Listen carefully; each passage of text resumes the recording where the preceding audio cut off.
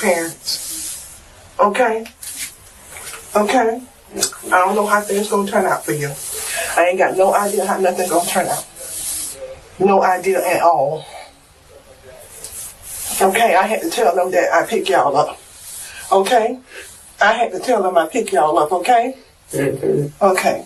But I didn't know nothing. I didn't know nothing the second I told y'all don't tell me nothing. Didn't I tell you that? Mm-hmm. Okay. All right, baby. So I'm so sorry you got to go through what you're going through. But if God help you out of this, please get yourself together, baby. And it's going to take a miracle.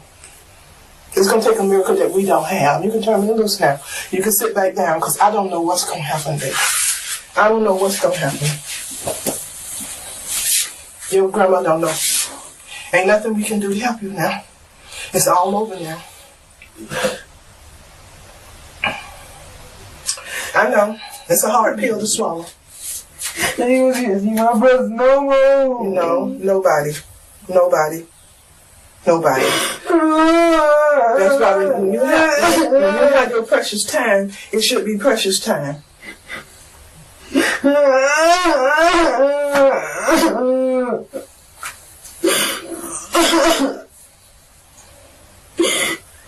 I didn't get to get that girl right yet. Well, Andre, you have to mind your company that you keep. And I always tell you that to mind your company that you keep. Hey, welcome to Let's Talk Nation. I'm your man, Rod Love, and boy, I tell you, that is a gut buster right there. Hey, the general is on special assignment tonight, and I have joining me is the very distinguished Doc Polite. Doc, how you doing tonight, brother? Hey, I'm doing good, man. That's heart wrenching right there. Every time I see it, I hear something else. Grandma said it's gonna take a miracle, and we don't have a miracle.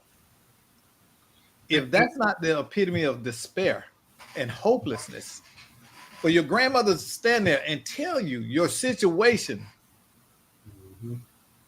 is not even going to get a miracle to get you out of it, you in trouble. Yeah, Doc. And Doc, let's set the backdrop for this, man.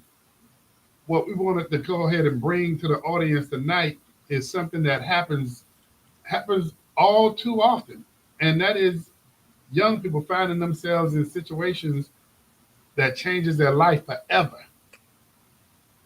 And that is, that young man that you just saw, and I guess we're gonna assume, and I'm gonna just use that word, that this young man was involved in something that was life-changing. You heard the grandmother tell him it's gonna take a miracle, but there are some other messages in that, Doc. And what's some more of those messages that you picked up? Well, we frame this thing up of and I'm gonna go ahead and tell the people what this is based on. We had a conversation the other week, and we got a hold of this clip, and the clip alludes to the concept that we all have 3 yards, that we have to make a choice whether to live in those yards. And one is the home yard. The next is the prison yard. And the last is the graveyard.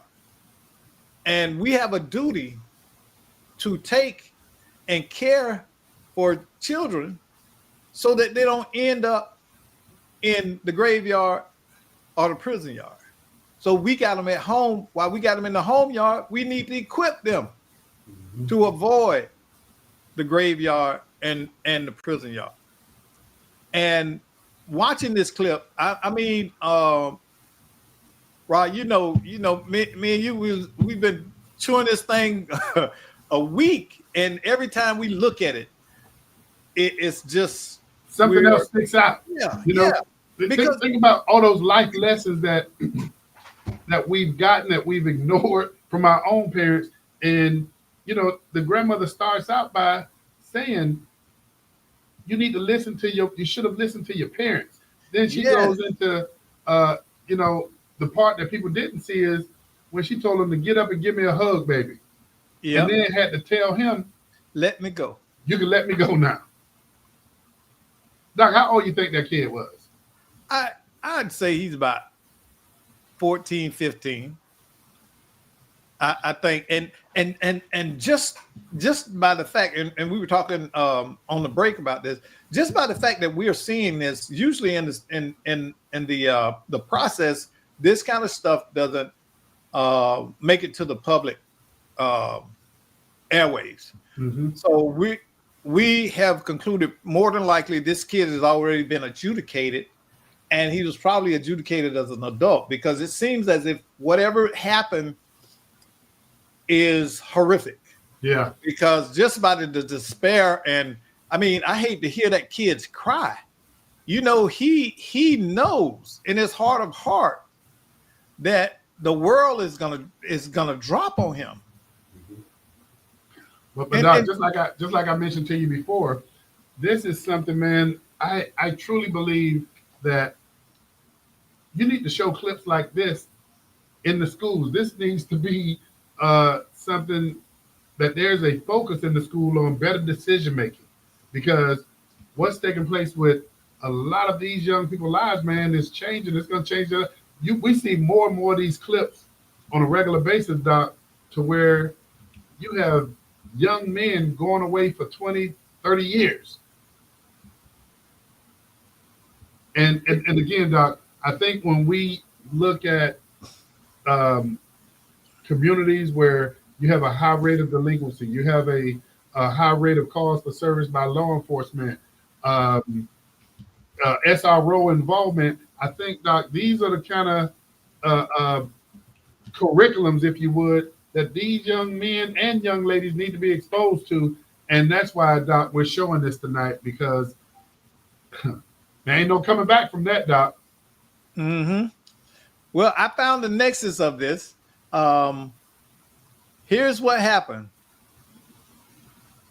This happened in Jacksonville. Okay. And the young man was sentenced to 35 years in prison. For murder. He's 18. He was 18 years old? Mm-hmm. Man. Doc. But it happened before his 18th birthday. So he'll be able to file an appeal after 24 years. After 24 years. 24 years. Hey, but Doc, that's why we need to open this up to those of you who are tuned in to Let's Talk Nation. We're talking tonight about what are some of the solutions. I mean, for those of you who saw the video, and Doc is going to be rolling some other footage as we get into this evening, but what are some of the solutions that we can wrap our arms around? What are some of the things that we can do to impact young people before they get too far down the road like that young man is? Well, you know, we've been chewing on this this problem in society for the last 40, 50 years, right? And it doesn't get any simpler, nor does it get any easier to discuss, because it seems like it's a never-ending cycle. And we are seeing absolutely more kids, more young people who are getting caught up in situations like this. But Doc, where do you start first, though? I mean, and I'm gonna tell you where I would suggest you start first. You gotta hold accountability at home first before we start looking at other places to blame. Schools not doing their job. So some people like to say, we have the faith community that's over on this other side, and people are asking how much engagement is taking place there. We got to look at what are the assets in communities, but at the same time, we got to hold community and families accountable. You just pointed out something, and I'm not aware. I'm not sure you even think about it. How do we so easily move to the school and to the church and bypass the families and the parents first? They should be first in line. And that's what I was saying. Accountability needs to start at home first. Well, they are starting to see, the courts are starting to see it that way, and they're going to start sentencing parents Because because I'd be interested. I'd be interested in what our audience has to say about that too, Doc. Hey, if you're tuned in, we'd like to hear what your perspective is as to where do we need to start. What are some of the solutions in addressing the issues that are plaguing young people?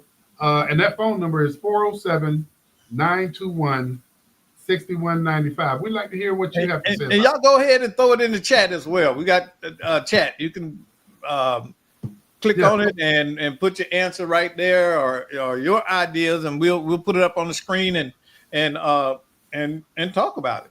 You know, Doc, we got a caller here. Hey, okay. We have Mr. John Burns with us tonight. John, how are you doing? Oh, hold on 1 second, John. I don't know. Hold on 1 second, John. We have a little technical glitch here. All right, I think we have you, John. You there? Okay, yeah, I'm here. So what do you think, John? Well, we have a fundamental flaw in our society, Ron. The fundamental flaw is that literally every is all reactionary, it's all punitive, it's not preventive. Let me give you an example. We have a thing called conflict resolution or de-escalation. But doesn't conflict resolution presuppose? We're reacting to conflict. We're not preventing it, right? Same thing with we're resolving conflict that exists. So we're reacting to conflict. We're not preventing it. Likewise with de-escalation, aren't we de-escalating something that's already in conflict? So conflict resolution as a system, which we use to get out in front of and prevent further escalation and violence, but we are reacting to conflict. And since there are humans who will express their conflict with violence, and we see that on college campuses across the nation, right? So these humans are expressing their conflict with violence. So if you truly want to prevent violence, don't you have to get out in front of conflict? And John, yeah. To do that. And John, you're right on point. But let me ask you this question. And John, please let everybody know your company, who you represent. Sure. And my company is the Center for Aggression Management, and our system is designed to get out in front of conflict and prevent it. We call it the Critical Aggression Prevention System, or CAPS. But the same problem exists with sexual harassment. Doesn't that represent someone already exhibiting sexual harassment behavior? Bullying in our schools, already exhibiting bullying behavior. These systems are punitive systems, Rod. They're designed to identify an offender and punish that offender. This is why we have good kids, going into high school and then transitioning into jail or prison. Because we're not getting out in front of this behavior, we're reacting to this behavior. So John, how do we get out in front of it? Because Doc and I are old school. We remember the days of biopsychosocials. So tell me, how did you get out in front of it? Well, in our day, because I'm from the same era, we had parents who were engaged. Mm-hmm. You know, the old saying was back in the 50s when before there was air conditioning, everybody used to sit out on a patio or porch. You're right. And you saw what was going on. You didn't dare do something wrong because someone would tell your parents. It was a village. It was a village back then. That's right, exactly. But now, everybody's inside, nobody sees. So we've also lost much of that as well. So my only hope here is if we can get out in front, and that's what we're talking about. Mm-hmm. Now, I mean, look, we don't have the time to try to do this today on the show, but what we've tried to develop is this: identify what is aggressive behavior, because if we call it aggressive behavior, we can get out in front. That's what we discovered were these precursors to conflict, to bullying, to abuse, discrimination, and even violence. I mean, violence is the worst because what is this system of violence? It's called active shooter response training. What are you doing? You're responding to an active shooter who's already murdering people. So That's unacceptable. So John, let me ask you this question, because I like where you're going with this. But John, we have, and Doc and I talked about this on the earlier show. Yes. We see now where there's more money in the treatment versus the cure. Yes. And we see, and particularly, and I'm gonna say here in Orange County, and I gotta take my hat off to Orange County because it's trying to be proactive. You see different funding streams that's dealing with youth trauma, youth violence, and things of that nature. But John, what can your company bring to the forefront that's teaching or training these different programs so that they can look for red flags? Well, I'll tell you what, this is exactly what we'd like to be able to achieve for you.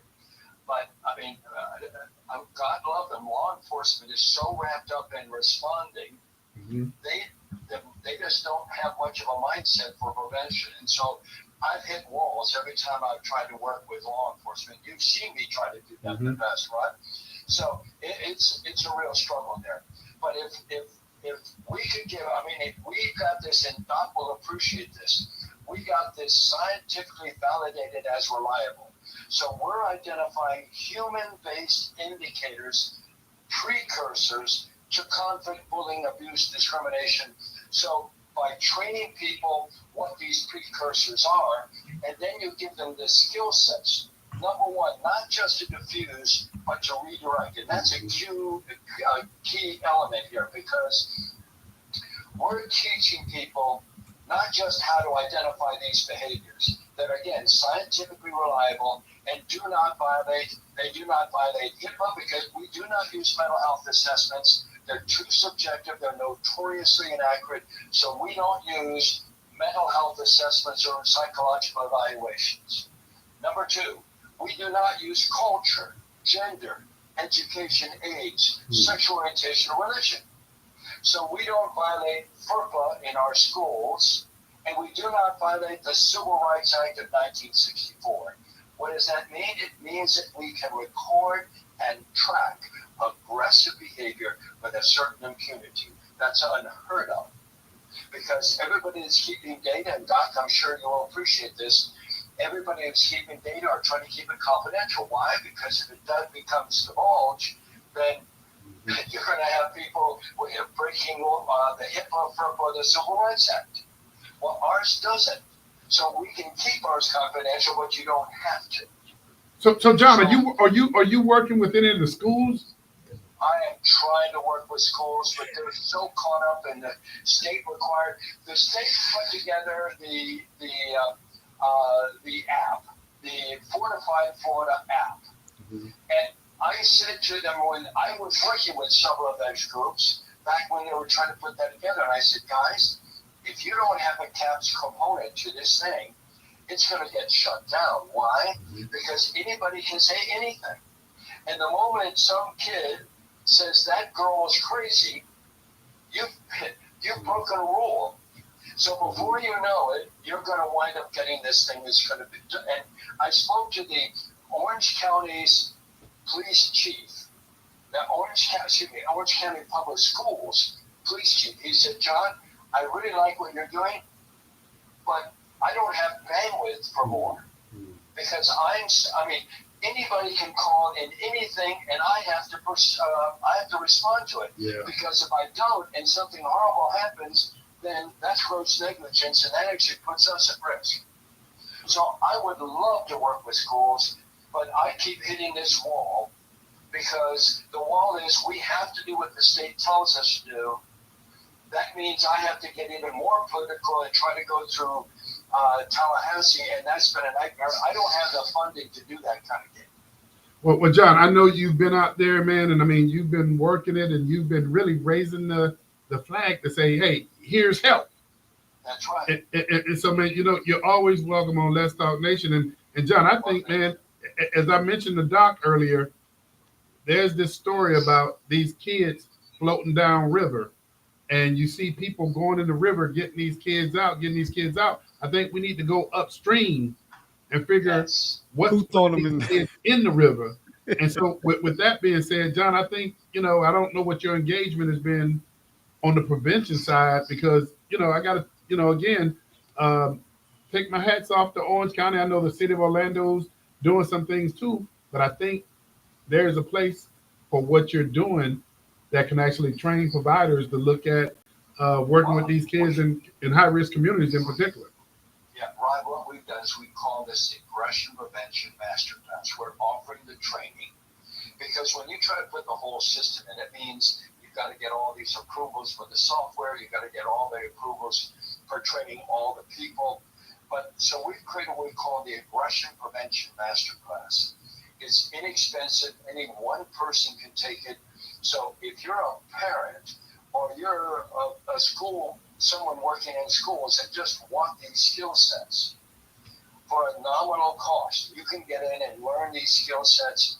And we're actually doing something now where we're actually going to give your first year of the CAPS mobile app. We're going to actually give that to you if you take this course. And it's actually a combination of two courses. We teach you how to identify all these behaviors. They're all in the app. And then we teach you how to engage and redirect. And that's the key, Rob, because here's the key. We train people to identify not only that they're being aggressive, but the path that they're on. Mm-hmm. Remember, humans tend to do what they perceive as in their best interest, right? Mm-hmm. So we're training people to recognize that the path that this person is on has got consequences. And the consequences are that we're training people to convince this aggressor that those consequences do not want those consequences because they're that bad.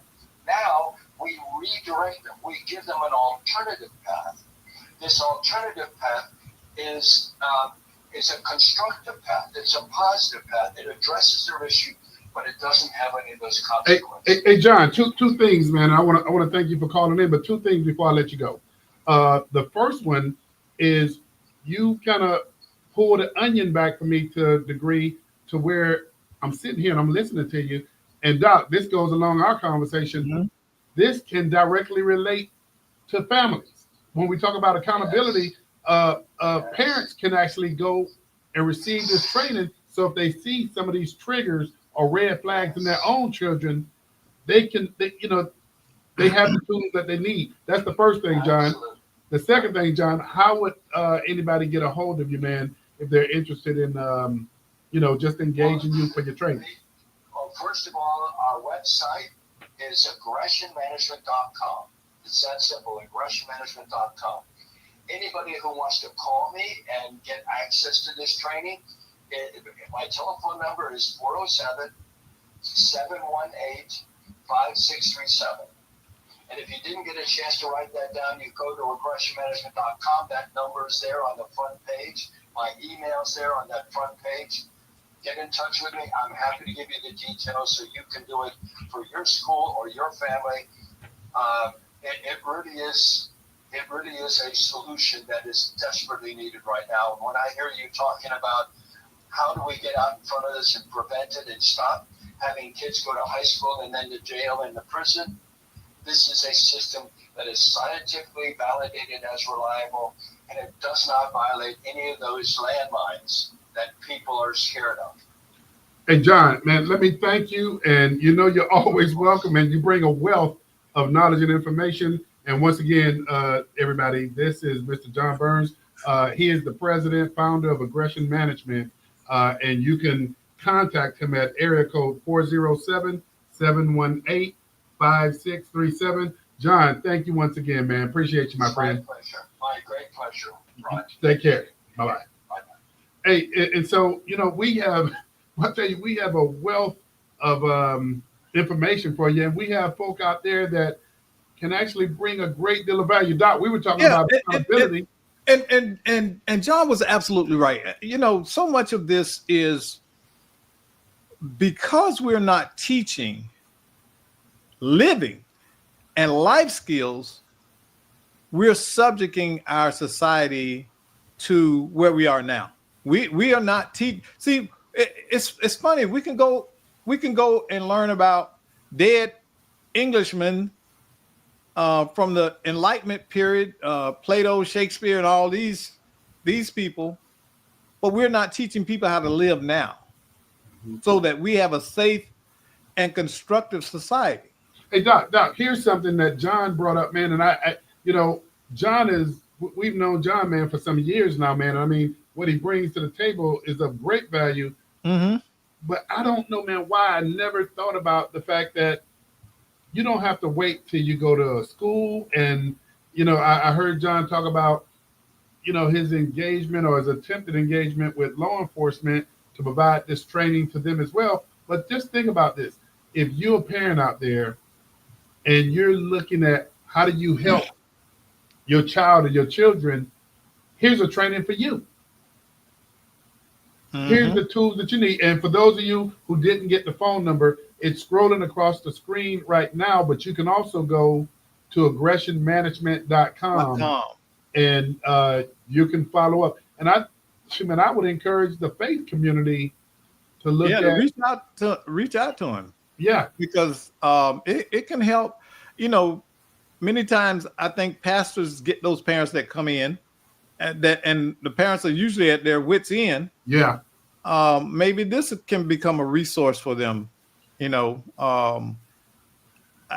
have to know how to use everything available, man. And the problem, Doctor, where you're going with this, the problem is a lot of people don't know where to go for help.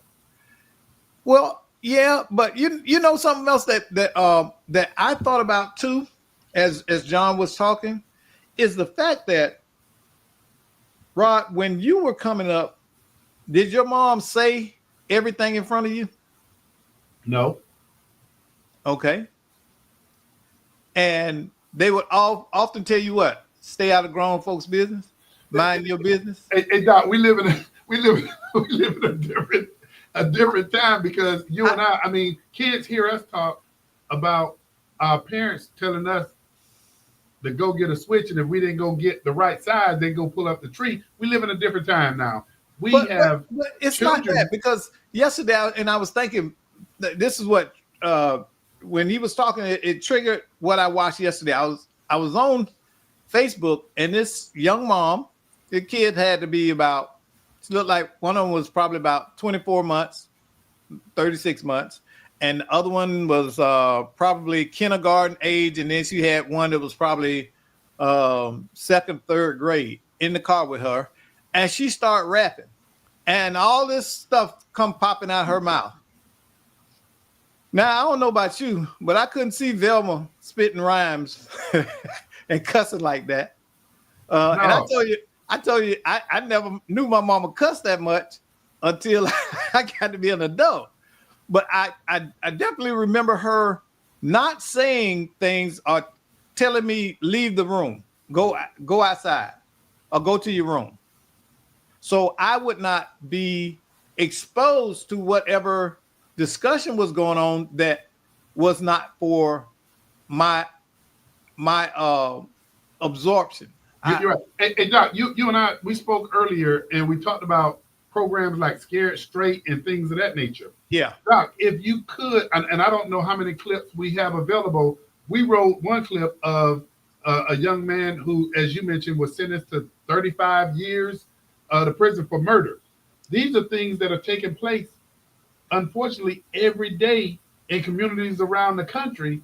But I think we do ourselves a disservice by not showing this to young people. Yeah. So I'm going to, this next clip I'm going to show you is I just want to get your reaction about what this young man does. In court after an admitted killer is caught on camera smiling during his sentencing. A judge fed up with that casual attitude stopped the proceedings in a surprising move. 7 Action News reporter Shelley Childers live in the newsroom right now with what happened next. Shelley? Well, Stephen, it's a case of a murdered Ann Arbor teen, and it was quite a shakeup in court today. The judge asked the prosecutor to throw out the sentence agreement and take this case to trial. There was a long recess as everything was put on pause because of this 17-year-old's behavior. Donta Wright sat in court smiling and nearly laughing as a mother shed tears for her son shot and killed by Wright. I've lost laughter and love. I no longer have the hope of having grandchildren. I've lost the enjoyment of holidays and birthdays and of everyday life. Wright addressed the court showing no remorse. I just want to tell y'all, I'll be home soon. R.I.P. Keon. I love my family.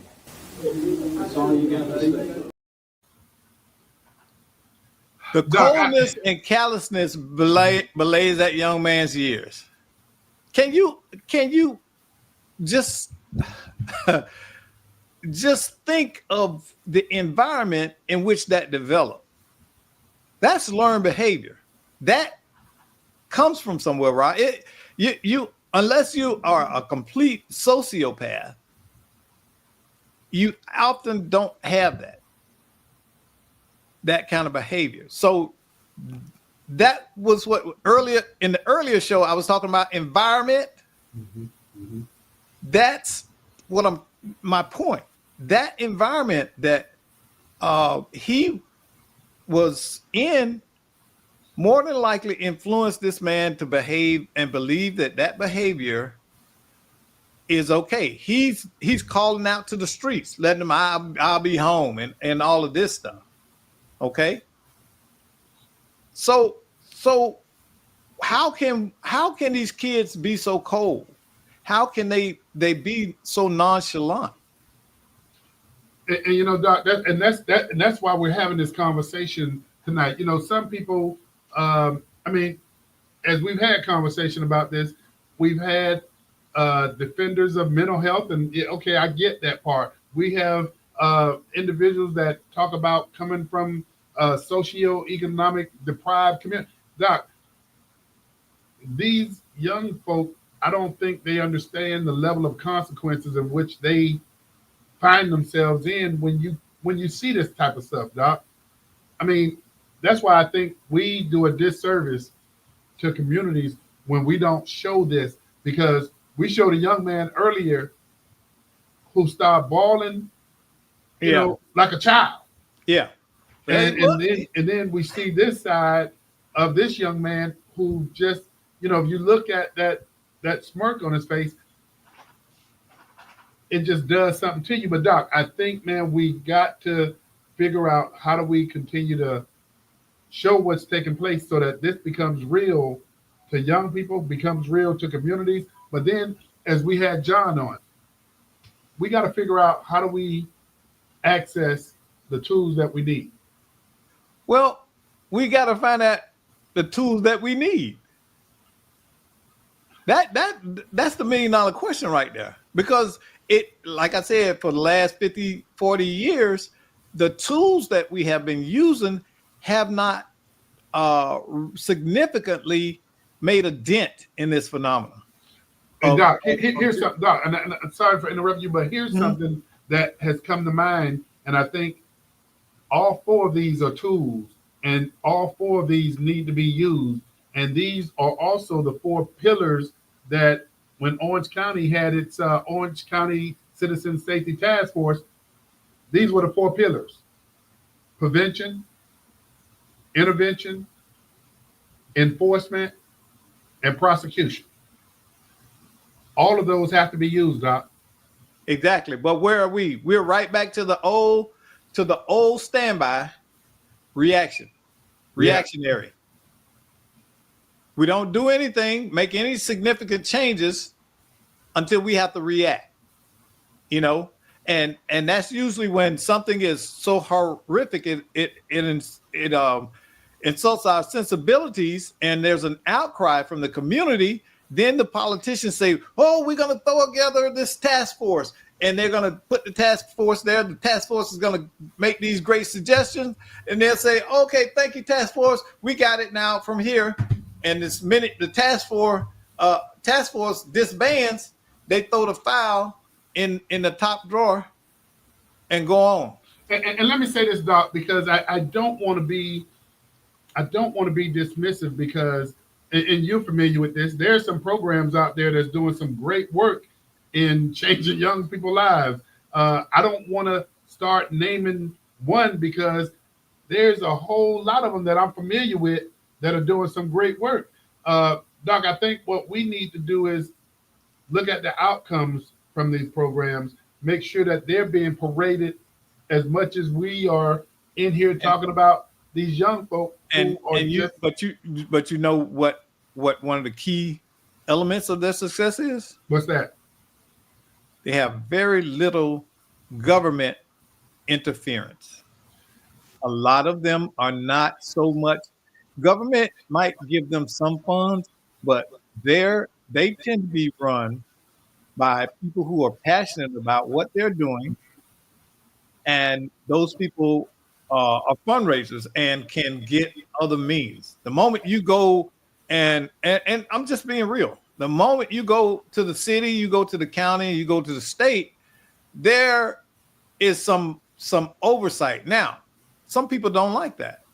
We know why there's oversight, and there has to be some oversight. You're right. You're absolutely correct. It is, y'all, and I'm not knocking any government entity. What I'm saying is, many times the government entities have been burned because people say they're gonna do and they don't do, and that's why the process has become as complicated as it has. And Doc, what you're speaking of is, and let's just go ahead and put it out there. There is a great deal of accountability that comes with, utilizing taxpayer dollars to be able to provide the services. So that I'm with you 100%. Yeah, because I personally know some people that have gotten funding and stuff, and they didn't do what they were supposed to do with it.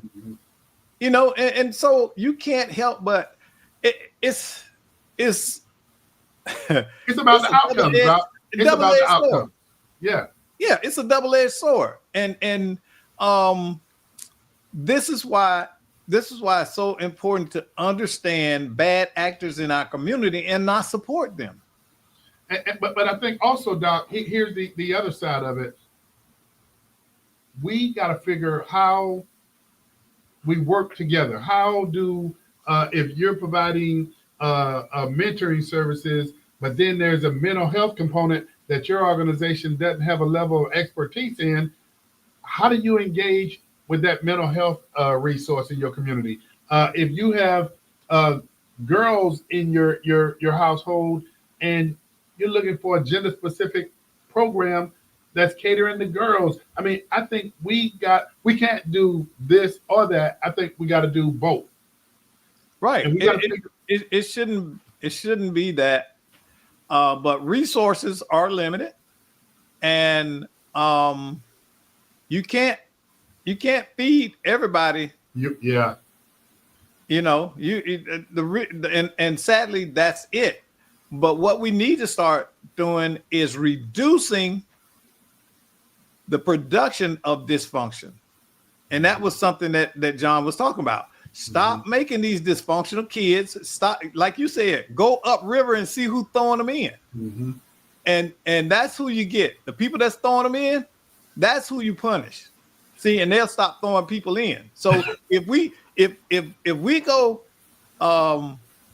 and start making parents accountable, financially accountable, or morally accountable, and make them subject to supervision, training, and all of this, when they get that first child, and we have to intervene. Oh no, you're gonna go take some parenting class for a while. Hey Doc, what about this? What about, because there's a whole lot of moving parts to this. Single parent family. One of the things we talk about is the responsible fatherhood initiative, with having men present in the lives of their children. We talked about mental health. I mean, there's a lot of different moving parts to this. Yeah. How do we figure out not somebody who has the authority or an entity that has any authority over these entities, but somebody who is the clearinghouse, man, an entity that's guiding and directing some traffic so that organizations that don't have an expertise in this can refer to an organization that does it with that. I mean, I just think it has to be a way to do this so that we can provide wraparound services community-wide. We are not in the place where we are making people accountable enough before the problems start.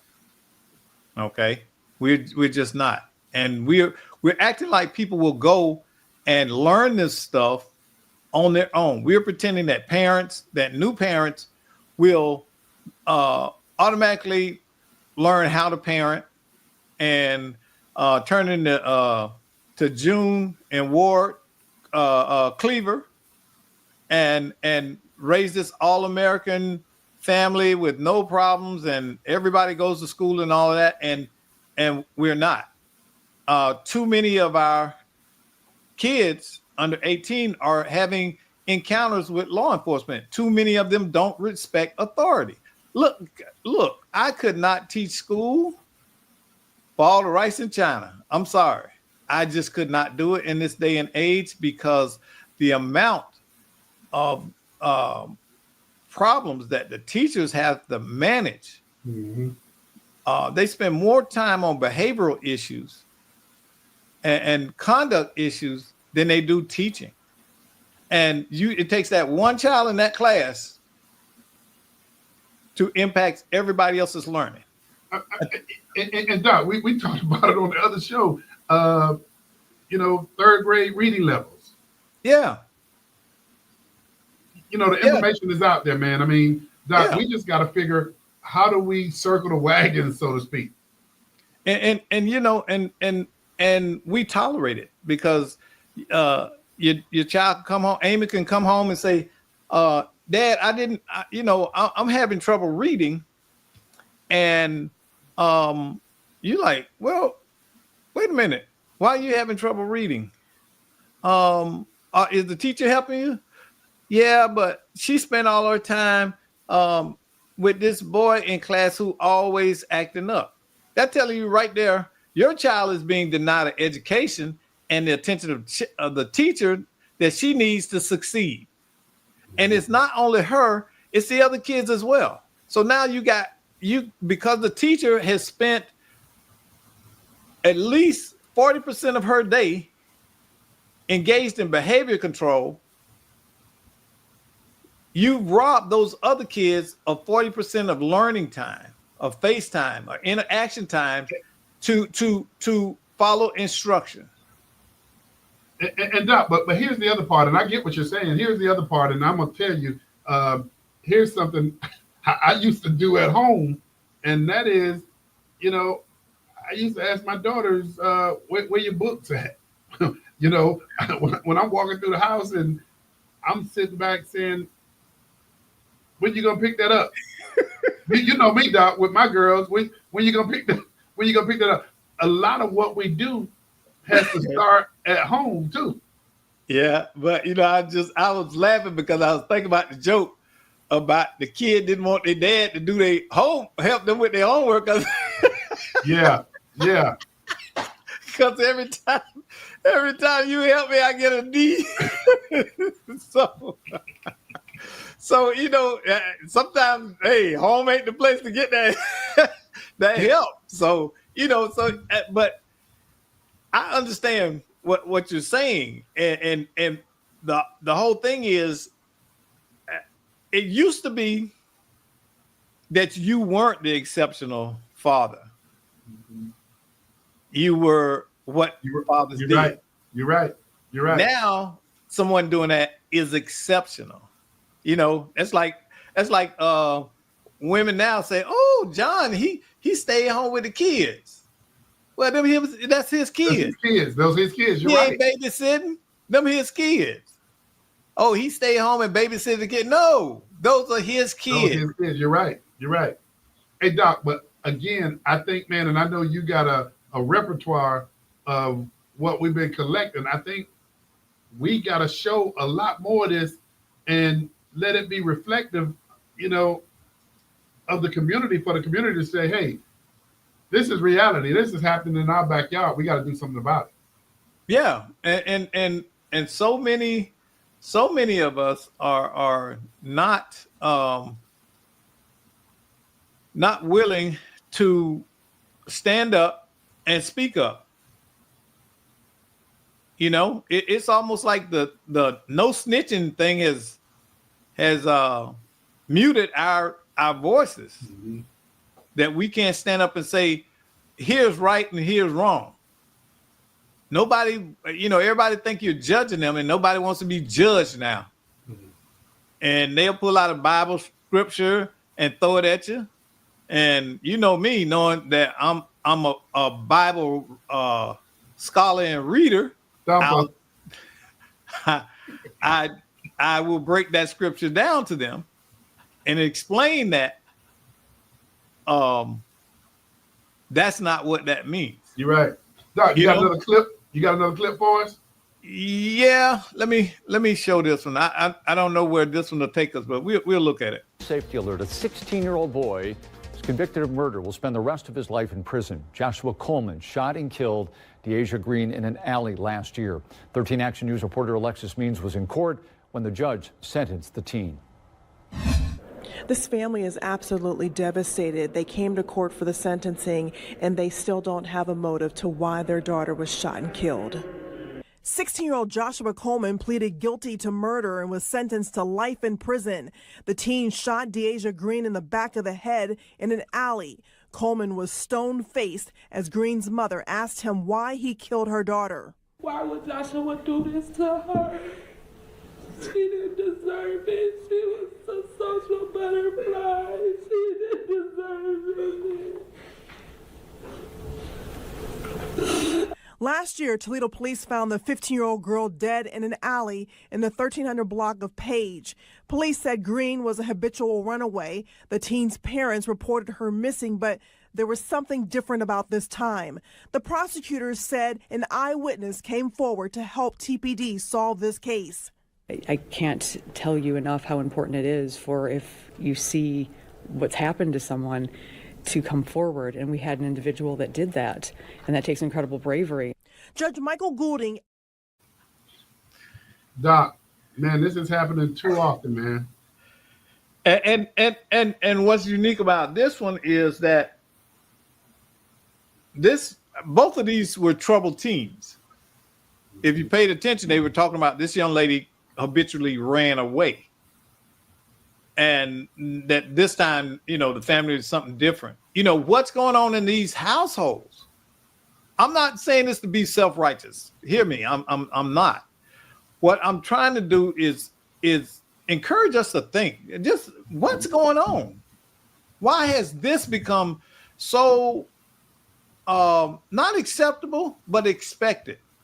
Expected things in our society. Why are we not shocked? Why are we not outraged? Why are we not up in arms and demanding systemic changes? We keep throwing this at the social workers, we throw this at the church, we throw this at the police and everything. And the two biggest influences the community and the parents, and they almost always are not included in the causation of these situations. You know, the thing that frustrates me, Rod, is I was raised hood. Okay, that means I know the behavior of certain groups and populations. Okay, I've been around that dysfunctional behavior and seen it in real time. So when I hear the excuses, they hit different with me, because I've actually seen a lot of this behavior played out, and I know that it's actually people with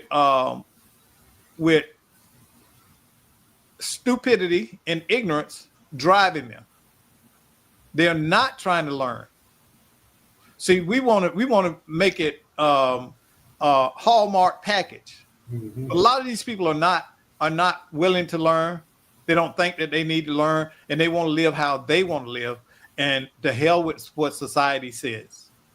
You know, this is our world, and this is how we live. We got a code. You don't understand. Doc, you just said something as you packaged all of that up, man. I mean, we've heard, you know, we heard everybody, every other entity get blamed, or I guess put on Front Street. Yeah. What's taking place in the community.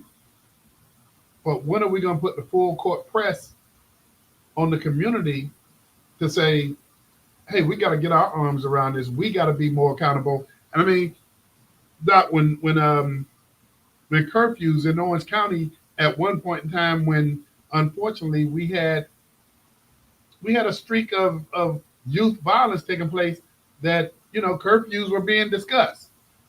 But when you talk about things such as curfews that directly impact communities, there was this outrage about, you know, okay, now we're gonna, you know, restrict the movement. And I'm not, listen, I'm not gonna pee on somebody's head and tell them it's raining. Okay, you know me, right? You know I'm a straight shooter. Here's the cycle I see. Okay, there'll be an incident, and in many communities there's outrage, right? There's outrage and everything, and people want to march, they want to sing, they want to hold candlelight vigils, and talk about change, but do nothing to change. Okay. And it's the same cycle. It's the same cycle over and over. If you I can tell you right now, we can get, you see how we playing these clips? Man, we could go back 20 years, Rod, and see thoughts and prayer clips. You're right. Over and over and over and over again, but no definitive behavioral changes in communities. And what people don't understand in these communities is that people who don't live in your community, they don't care about your community. They don't have to live with what you have to live with. So they're not going to fix your problem. And what do they look like coming to your community, fixing a problem you won't fix yourself? You won't even address it. So how are you looking outside for help when you won't help yourself? I don't know any, you know, I'm like this. See, I operate in wisdom and understanding. And it's like I tell people, I've had people call me, Doc, you know, I need you to pray for me. Now, a lot of Christians will not agree with me on this because they think that all Christians, a lot of people think Christians are doormats. And I tell them, no, I'm not going to pray with you. Have you prayed for yourself? Have you petitioned God? Have you stood before God and prayed? See, because he's going to hear your problem from you faster than he's going to hear your problem from me. Okay? And he's going to ask me, well, why didn't Brother Tom pray to me? I ain't heard from Tom. You got to start with self first. Exactly. And see, that's a lot of people's problem. They want somebody else to step in their life and solve it. I told you, social workers and counselors are for people who cannot manage their lives. And that's just the bottom line. And that's the reality of it. So Doc, as we, you know, because we're bringing this in for a landing, Doc, if you had to think about one major solution, one major step forward in terms of just trying to continue to address these issues that we're talking about with young people, what would that one solution be? Mandatory parenting class for every new parent for 5 years. You will go to kiddie college. Now you got to go through a whole process before you drive a car. Listen, in Germany, it takes 12 months to go to driving school. 12 months? 12 months. You gotta do a first aid class. You gotta do a driving theory class. Then you gotta do the actual, you know how you go to the school and drive and all that? You gotta do all of that. You gotta do all of that. And guess what? Because they are turning out professional drivers, there's very few accidents. And when you get on the Autobahn, there's no speed limit. Now, you know, I'm going this summer, so I might rent me a car when I get over there just to get on that Autobahn again. The last time I was on it, I was in the Jeep. You can't go that fast Well, hey, let me rent a Benz, and I can hit 200. And we don't want There's you doing no 200. speed limit, Rod. Hey, Doc, you know, we've talked about a whole lot here, man. And one of the things that we focused on too was consequences. Before you and I went live, and I'm gonna end us with this, and I want your contribution. Remember, we went back to 1994. Singapore. Yeah. Michael Faye. Michael Faye. And I mean, we've been around for a little while. Go ahead, Doc. Tell people what happened to Michael Faye. Okay, in 1994, Michael Faye, an American team, was in Singapore, and he sprayed some graffiti on the wall. When subsequently he was arrested and tried and found guilty, and they sentenced him to 6 lashes with a cane. Now, if y'all never seen those canes, what they do, it's a cane pole, but on the end of it, they split it, right? And that's what the split end is what they beat you with. You get them lashes with. So all of this now, this is an American kid over in this country. Now, in this country, they're very strict. They don't play that. And it ended up because the United States government stepped in with an appeal and all that, they reduced it down to 4. And that was leniency. So he got out of 2 of them. Hey, Doc, do you think he stole any more street signs? Man, I bet he's the most tamest American ever. Hey. That's like Turkey. Do you know how harsh the penalty is for bringing marijuana into Turkey? Well, I don't know, but Doc, who was the WNBA basketball player? Where was she coming back from? Yeah, that was Russia. She was in Russia. Well, that was more political than anything else. But there's a movie called Midnight Run. Came out years ago, and it's about a young man, American, who got caught with hashish in Turkey. Well, they make hash in Turkey. Don't ask me how I know. But your military travel. Hey, Doc. Anyway, I'm gonna bring us on in because we don't want to go through your military travels because you've been all around the world. But hey, for those of you who've been tuned in to Let's Talk Nation tonight, Doc Polite and I were just having a conversation about we need to make sure that we focus and hone in on and Miss Cheryl talks about hold up and does he get and did he grasp his consequences? I bet you he didn't steal any more street signs. No, it wasn't. It was graffiti, wasn't it? Street signs and graffiti? And graffiti, yeah. Oh, okay. Okay. Hey, but you know what, Doc? I'm going to bring us in for a landing, man. This has been a great conversation, but I think we need to keep more of this out there. And, man, if I had my druthers about something that needs to be really replicated in the school system with as many young men, and especially young black men, based on their representation of the population of African American compared to the consequences of being represented in corrections, juvenile delinquency. Hey, this is the kind of conversation we need to be having, not just with these young people, but with their parents as well. So for those of you who tuned in, we appreciate you. Doc Polite, you know I appreciate you, man. John Burns, Miss Cheryl Walker. Hey, thank y'all for tuning in. And until next week, and I think the general will be back from special assignment. Tune in to Let's Talk Nation. We look forward to having you.